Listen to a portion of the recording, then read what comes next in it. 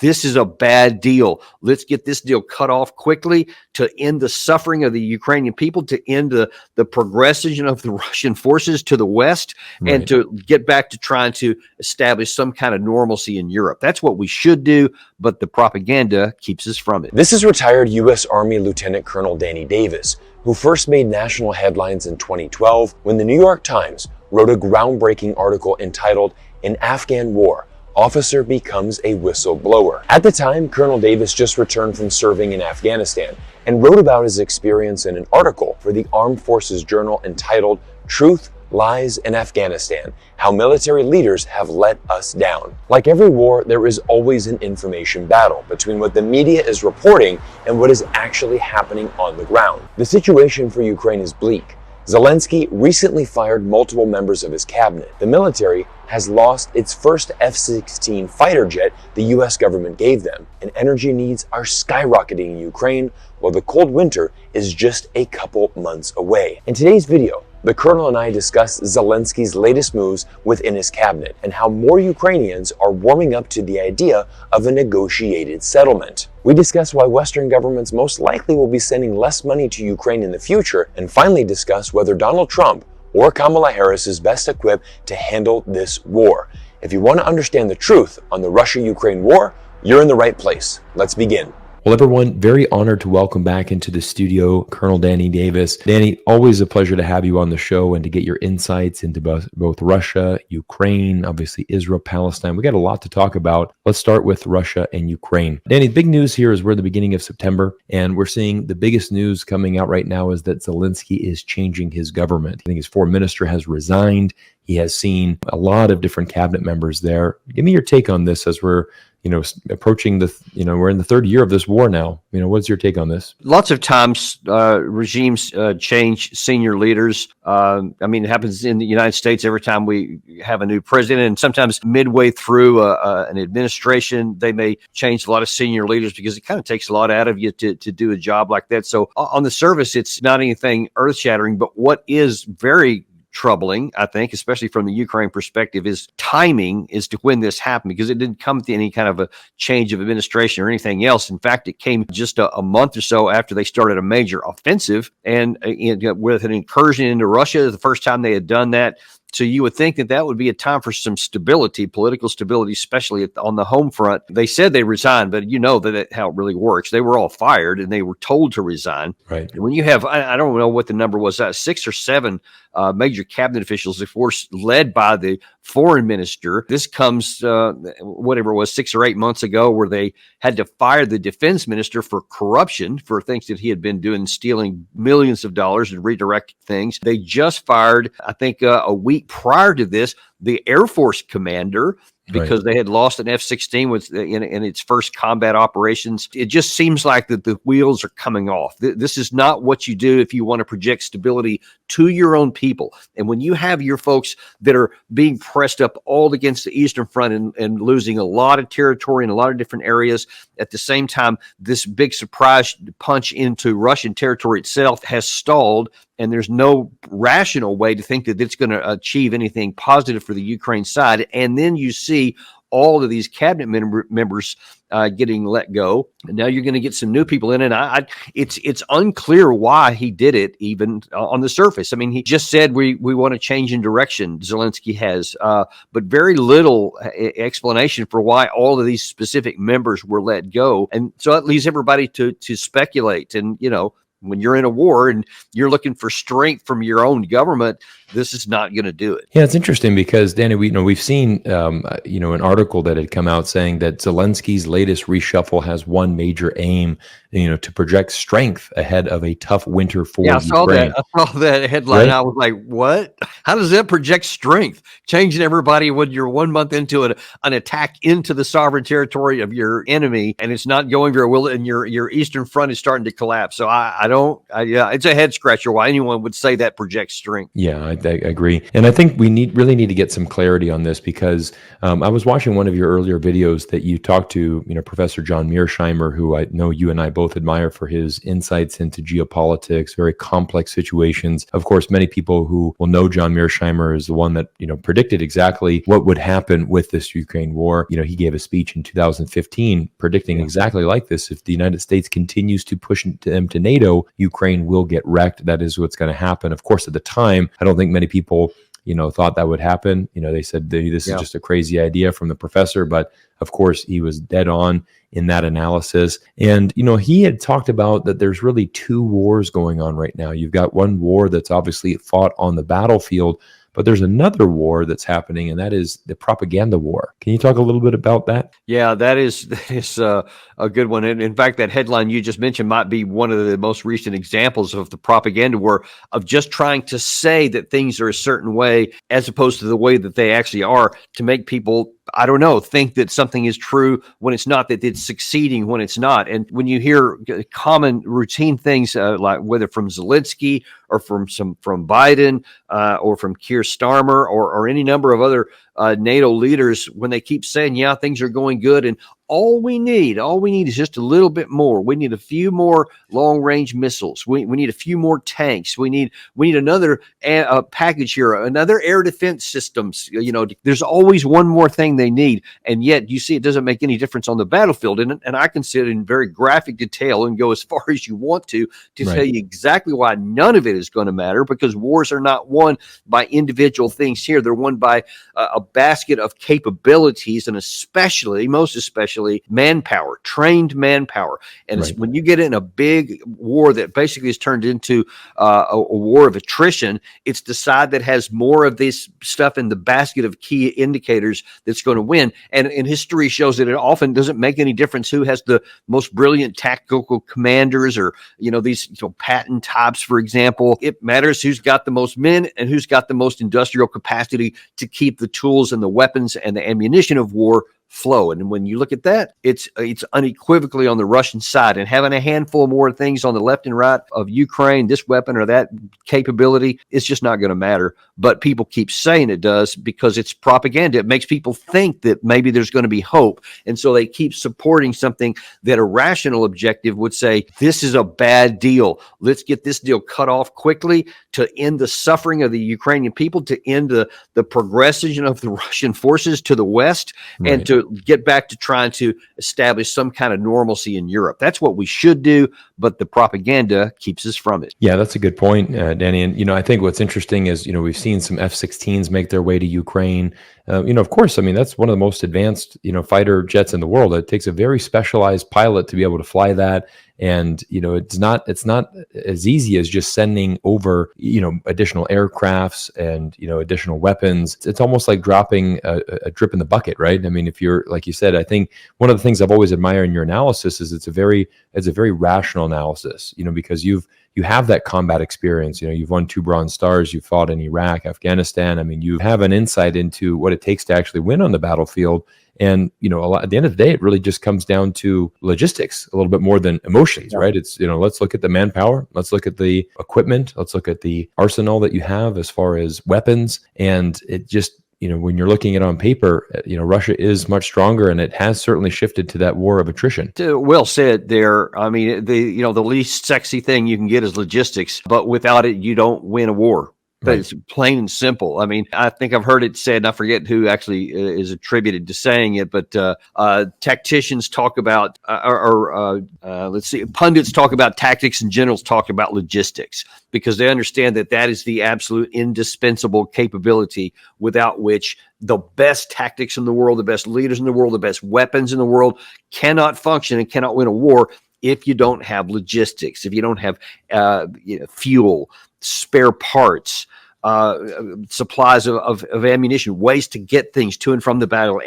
medical support, medical supplies back and forth, etc. Getting the mechanics to be able to fix vehicles in a rapid place, having the spare parts for them to use to fix it. All of these things are absolutely vital to get. It's not merely, the lines of communication to have the transport of, a truck to go and bring a bunch of food and lubricants and that kind of thing for your vehicles. It's about the entire system. It's about the personnel, and all of that has to go in together to be able to allow this side to be able to function. So if you have, a lot of armored vehicles, a lot of men in an industrial capacity that can build things, and a system to get it back up to and from the front, and if you have trained people at the mechanic level, if you have the guys who are just good at doing paperwork to move things back along, and then you have the fighters to be able to keep the lines open and all that kind of stuff. You have air cover to protect it in the sky.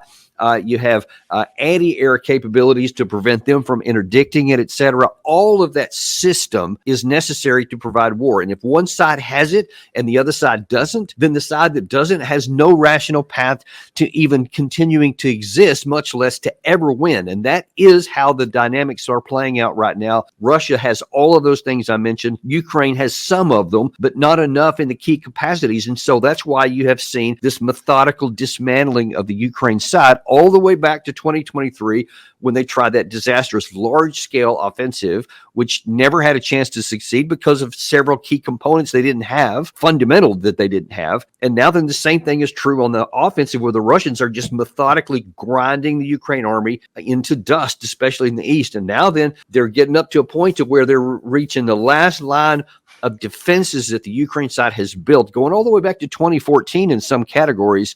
And beyond that, it's going to be significantly more difficult for the Ukraine side to defend, and much more easy for fresh Russian forces to break through that and then to move further into the country. So things could pick up a lot of speed later this year or early next. Yeah, Danny, I want to, you talked about this, the failed offensive that happened last year. And I think, a few weeks ago, obviously there was very major news that, Ukraine actually launched another offensive, and that they, really turned around and they invaded into the Kursk region of Russia. This got, world headlines. Everybody saw that Ukraine was, starting to be very aggressive and start to take some Russian territory back. I think there's some speculation there on what was the true intention behind that. For example, is Ukraine trying to, capture a piece of land from Russia and in exchange that maybe they can do a swap, like, hey, Russia, you've got some of our land. Now we've got some of yours. Maybe we can do a swap.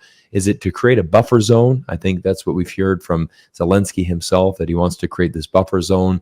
What do you make of this incursion, and kind of your analysis on, has it been somewhat successful? Is it just completely, no chance at success on this? What are your thoughts on the Kursk? When it first happened, it was really hailed in the Western press, and we're going to start to, even by accident, get into some more of this propaganda. A lot of it's self-perpetuating, because it was characterized as a huge blunder for the Russian side. It has changed the dynamics of the war. It has greatly increased the morale of the Ukraine side, and now then there's a new thorn in the side of Putin that he's going to have to deal with. It could upset what's happening on the Eastern Front, all this stuff. There was no truth to that. When you look at what actually happened, there is some evidence, and I've talked to people who had direct evidence that a month before this operation took place, that this particular friend of mine from London was approached by some people who had some connection to the Russian side and said, hey, Russians are aware of something that's going on here. The Ukrainians are massing in this Sumy area right here, and it appears that they're going to make an incursion somewhere in the northern border, possibly in the Kursk Oblast. Wow. And so the Russians said, hey, instead of reinforcing the border, this is according to what this guy was told a month before it happened, that the Russians are going to start demining a certain section of the border to make it easier for the Ukraine side to go into Russia, because this area, and this is what an analysis of where they have chosen to attack, has no strategic value. There's no military bases in the area. There's no land corridors or any road networks, rail networks that Russia needs to move troops back and forth. It's really of no strategic value, military value at all. Okay. So the Russians, by this account, allowed them to come in to a certain extent, and then they built a perimeter and they literally dug trenches and other things in there to kind of contain it within a certain area. And then they just started pounding the Ukraine side. So Ukraine flooded the zone with thousands of men, hundreds of combat vehicles, and then they raced as far forward as they could to try to make as far penetrations. Some claim that the intent was to take over a nuclear power plant in the Kursk region. But that's quite a far away. I don't know that there was ever any serious doubt to that, because you would have to have a lot more forces than what Ukraine has allocated to this. But when you look at how much they've lost, allegedly 5,000 to 7,000 killed and at least that many wounded, and somewhere between 500 and 700 military vehicles of various types, things that you just can't replace, things that they needed in the East to have a chance to, if not stop, at least delay and slow down the Russian advance there. They took forces off of that. So now then you see, okay, well then what was the point of this? That's what people wonder.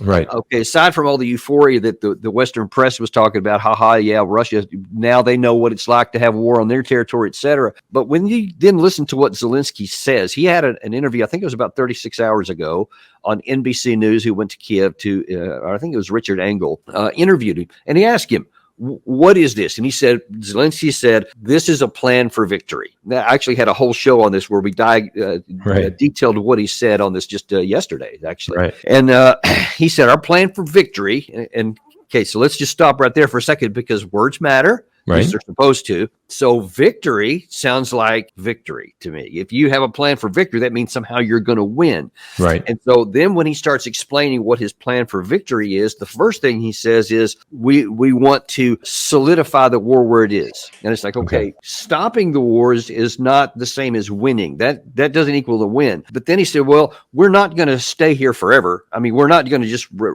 hold on to all this land. We don't really need to. And then he said, but we're going to hold on to it indefinitely. This is all in the same interview now. It's not like different interviews pieced together. Then subsequently he says, but the whole purpose was to make Russia realize that they can't win and that they should negotiate. And I said, okay, a negotiated settlement where the line is not victory. That is probably reasonable that you would try to have a negotiated settlement. But then that's weird too, because they've had plenty of chances for a negotiated settlement on terms much better than what they could get now, and a lot less territory that they could have lost. I mean, going all the way back really into December 2021, before the war started. There was another one in Istanbul in April, March 2022. Others throughout 2023, toward the end of 2023. And then the last one is just past June, where Putin again made a pretty remarkable, specific offer for a negotiated settlement that was less good than anything else that the Ukraine side had been offered, but was still better than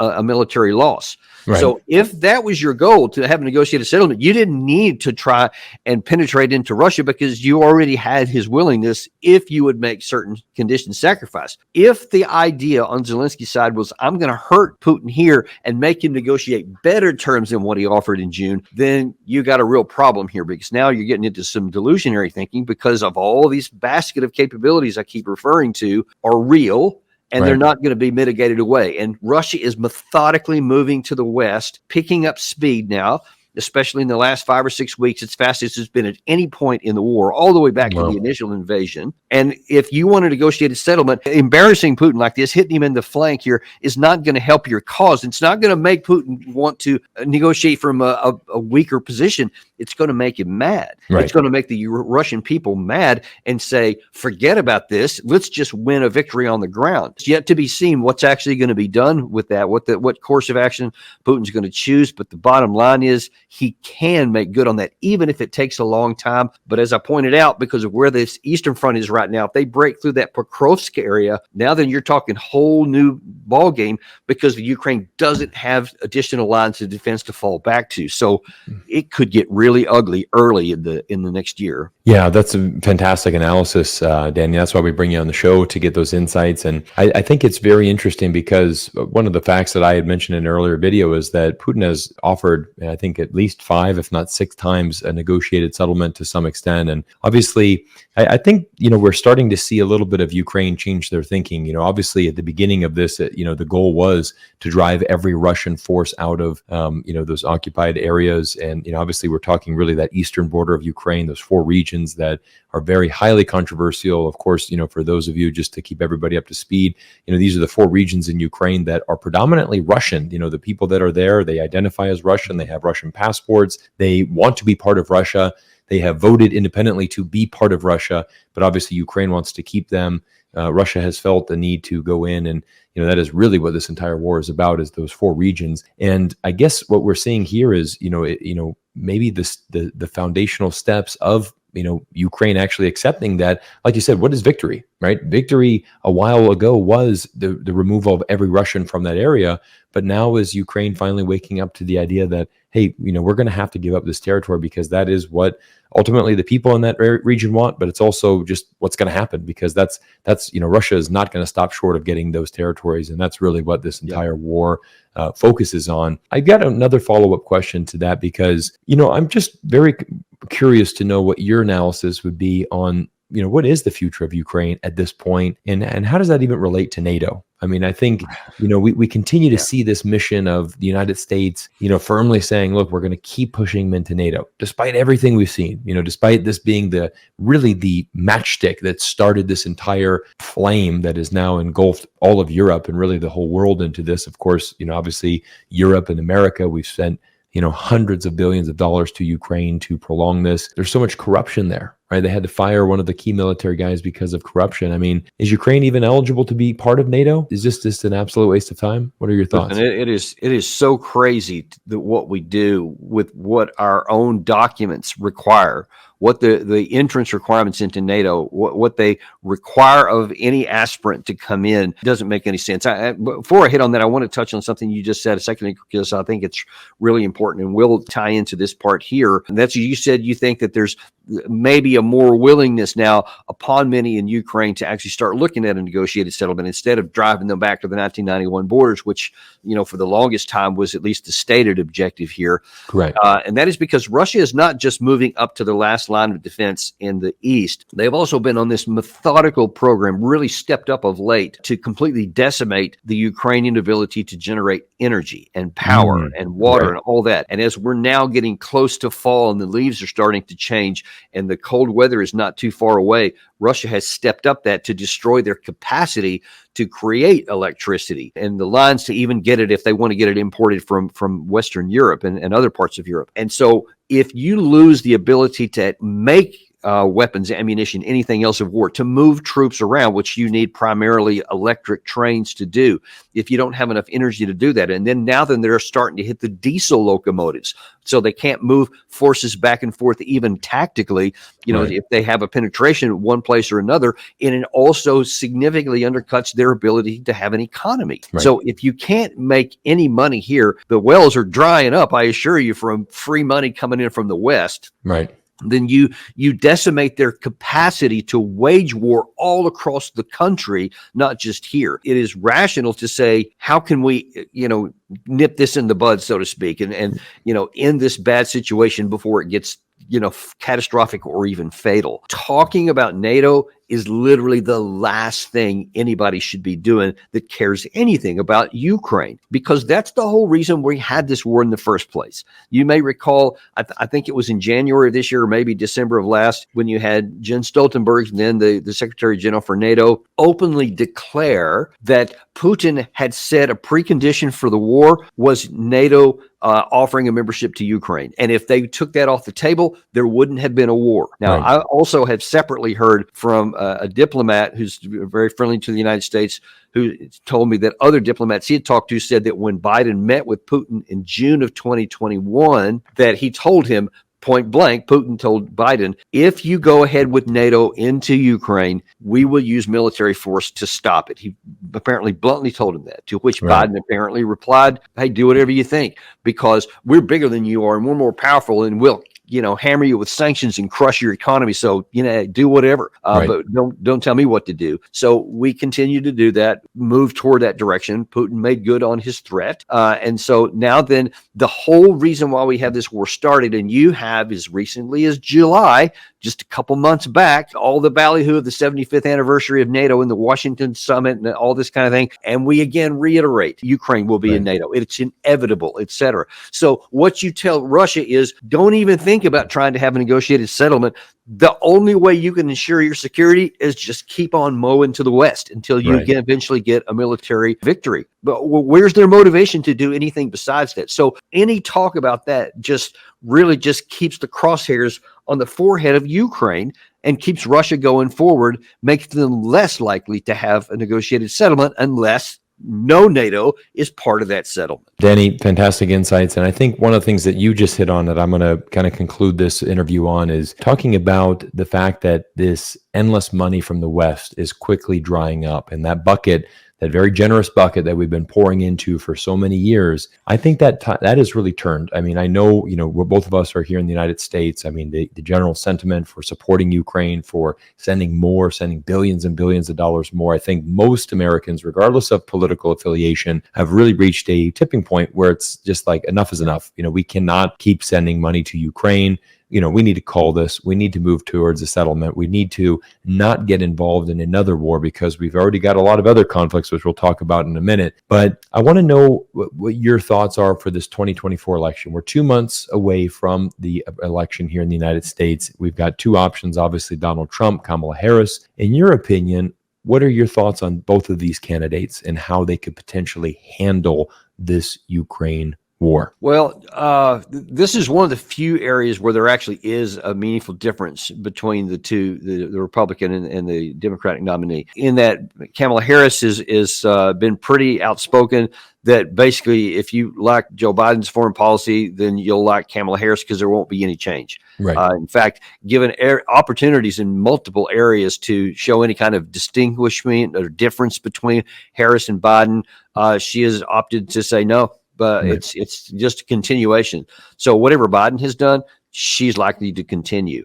Right. Trump, on the other hand, has also been equally outspoken, especially his vice presidential nominee, J.D. Vance, has said, no, we will not continue on with what's going on here. We will do everything we can to find the best negotiated settlement we can get as fast as possible. Trump has gone so far as to claim that somehow magically he would have this wrapped up before he even takes office in January 20th of next year. Don't know how he plans to do that, but you see the mentality and the intent is for him to do that. So that's, I think, what would happen if you saw the winner right now. It's kind of a toss-up, but it's really starting to look like it's probably going to be a Harris, I think, the way things are trending right now. She definitely has the momentum, and I think that is the interesting thing with this U.S. election is that election cycle is so long. I mean, I thought, after the assassination attempt against Trump, obviously at that point, Biden was still in the race. I think if you had that election a week or two after, Trump would have unanimously won that very, very clearly. But obviously the Democrats switched. They had plenty of time. They switched to Harris. She's won the nominee. And, she's certainly gained a lot of momentum in the last few weeks. I think it's going to be a very close campaign. I mean, very similar to 2020.